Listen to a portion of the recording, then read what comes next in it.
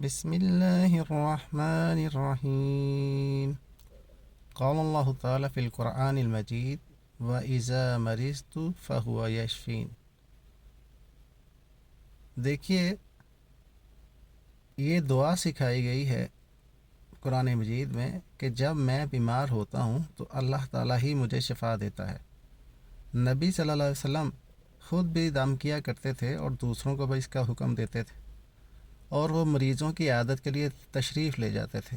حتیٰ کہ نبی صلی اللہ علیہ وسلم اپنے یہودی دوست اس کے بیٹے کی عیادت کے لیے تشریف لے گئے اور اس سے کہا کہ اے لڑکے، قل لا الہ الا اللہ تفلحوا، لا الہ الا اللہ کہہ دو، تم کامیاب ہو جاؤ گے۔ تو اس یہودی نے اپنے بیٹے سے کہا کہ بیٹے ابو القاسم کی یعنی محمد صلی اللہ علیہ وسلم کی بات مان لو۔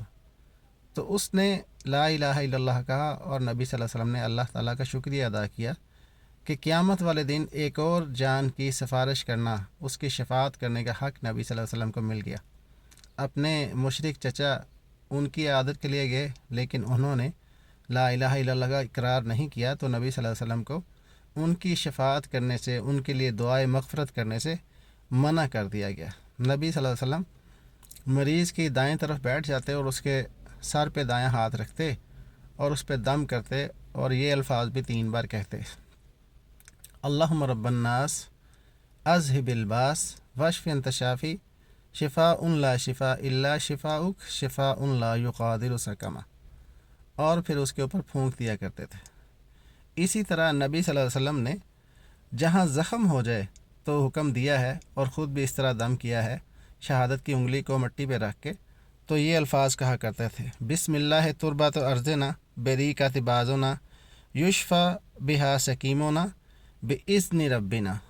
تو پھر اس کے بعد اس جگہ پہ اپنے لعاب کو لگا دیتے، تھوک کو لگا دیتے اور زخم ٹھیک ہو جاتے تھے۔ اس طرح سے نبی صلی اللہ علیہ وسلم نے بیماروں کی عیادت کرنے کا، ان کا حال چال پوچھنے کا حکم دیا ہے۔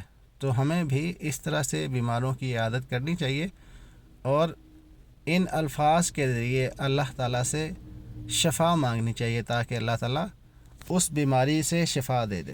اس لیے کہ نبی صلی اللہ علیہ وسلم نے فرمایا کہ جو بھی اللہ تعالیٰ نے بیماری زمین پر بھیجی ہے اس سے پہلے اس کا علاج بھیجا ہے۔